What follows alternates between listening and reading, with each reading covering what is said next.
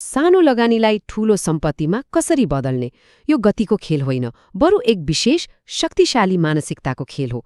आउनुहोस् आज त्यही रहस्यको बारेमा कुरा गरौँ। $100 लिएर ट्रेडिङमा आउने धेरैको एउटै सपना हुन्छ, होइन त? छिट्टै धनी बन्ने। तर अचम्मको कुरा के छ भने यही सपना नै उनीहरूको सबैभन्दा ठूलो दुश्मन बनिदिन्छ। रातारात सफलता खोज्ने हतारले उनीहरूलाई सफलतातिर होइन, असफलताको खाडलमा पुर्याउँछ। ट्रेडिङको दुनियाँमा हरेकले एउटा छनौट गर्नै पर्छ, जुवाडेको मानसिकता अपनाउने कि व्यावसायिकको।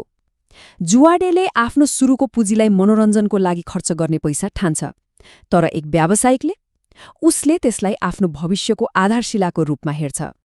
हो, व्यावसायिकहरूको दृष्टिकोण यही हो, कम्पाउन्डिङ मानसिकता। यो धैर्य, अनुशासन र लामो समयको सोचमा टिकेको हुन्छ।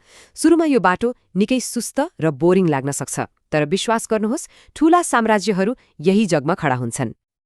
यो बिउको उदाहरण एकदमै सटिक छ, होइन त? बिउलाई खाइँदैन, यसलाई रोपिन्छ, स्याहारिन्छ र हुर्काइन्छ। ट्रेडिङ पनि ठ्याक्कै त्यस्तै हो।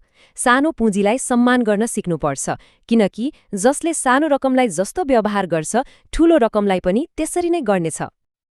ल, अब कम्पाउन्डिङको जादुई शक्तिको बारेमा अझ गहिरिएर कुरा गरौँ। हेरौँ कसरी साना साना सामान्य देखिने लाभहरूले समयसँगै एउटा विशाल सम्पत्तिको पहाड खडा गर्न सक्छन्। यो सबैको सुरुवात एउटा सानो रकमबाट हुन्छ। सायद धेरैले यसलाई खासै महत्त्व दिँदैनन्, तर यो $100 सामान्य पैसा होइन, यो एउटा सम्भावनाको बिउ हो, एक शक्तिशाली यात्राको पहिलो पाइला। नियम एकदमै सरल छ। हरेक हप्ता केवल 5% वृद्धि गर्ने लक्ष्य राख्ने। $100 मा यो भनेको जम्मा $5 हो।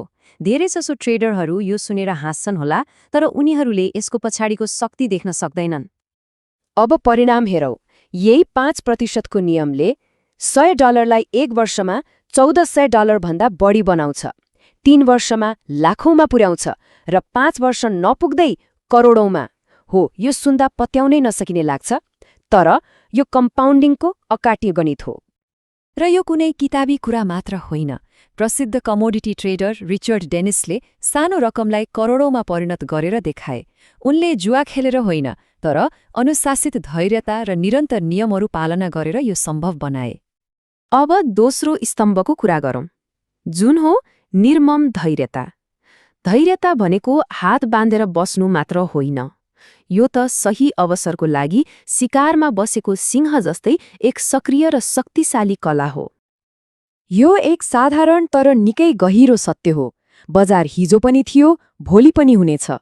हतार गरेर गलत निर्णय लिनुभन्दा धैर्य गरेर सही मौकाको प्रतीक्षा गर्नु नै बुद्धिमानी हो। यहाँ एउटा आधारभूत भिन्नता छ। अधीर ट्रेडर पैसामा सफलता खोज्छ, तर धैर्यवान ट्रेडरको लागि सफलता भनेको आफ्नो योजनालाई निष्ठापूर्वक पालना गर्नु हो। यदि योजनाले आज ट्रेड नगर भन्छ भने केही नगर्नु नै त्यो दिनको सबैभन्दा ठूलो जित हो। र यसले शानदार ढङ्गले के देखाउँछ भने मानसिक र वित्तीय पुँजीलाई केवल उच्च सम्भावना भएका अवसरहरूको लागि मात्रै जोगाउनुपर्छ। हरेक चालमा हाम फाल्नुभन्दा सही समयमा एकचोटि प्रहार गर्नु धेरै राम्रो हो। अब मनोवैज्ञानिक लडाईँतिर लागौँ। ट्रेडिङमा भावनात्मक नियन्त्रण कुनै विकल्प होइन, यो बाँच्नको लागि चाहिने एक मुख्य सिप हो। यो प्रश्न आफैमा एउटा शक्तिशाली जवाफ हो। सत्य के हो भने बजारलाई कुनै ट्रेडरको आशा, डर वा सपनासँग कुनै मतलब हुँदैन। यो एउटा भावनाहीन शक्ति हो जसले केवल तथ्यहरूलाई मात्र प्रतिक्रिया दिन्छ। बजारलाई एउटा ऐना जस्तै सोच्नुस्। यसले ट्रेडरको अनुशासन वा अनुशासनहीनतालाई जस्ताको तस्तै देखाइदिन्छ। जो भावनामा बगेर ट्रेड गर्छ उसले सजाय पाउँछ, जो योजनामा अडिग रहन्छ उसले पुरस्कार पाउँछ। यति सरल छ। भावनात्मक अलगाव अभ्यासबाटै आउँछ। यसका 3 तरिकाहरू छन्। पहिलो, ट्रेड लिनु अघि नै सम्भावित घाटालाई स्वीकार्ने। दोस्रो, एउटा ट्रेडको नतिजा, चाहे नाफा होस् वा घाटा, त्यसलाई अर्को ट्रेडमा हावी हुन नदिने। र तेस्रो, पोजिसन साइज यति सानो राख्ने कि घाटाले भावनात्मक सन्तुलन नै नबिगारोस्। अब अन्तिम र सबैभन्दा महत्त्वपूर्ण स्तम्भमा लागौँ। बजारहरू सधैँ परिवर्तन भइरहन्छन्।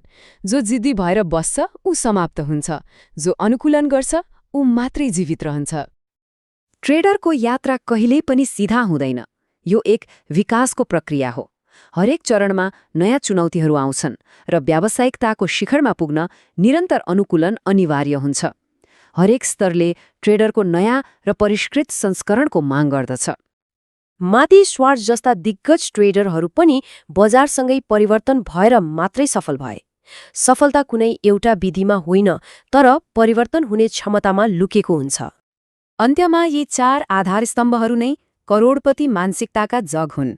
कम्पाउन्डिङको शक्तिमा विश्वास, निर्मम धैर्यता, भावनात्मक अलगाव र निरन्तर अनुकूलन गर्ने क्षमता।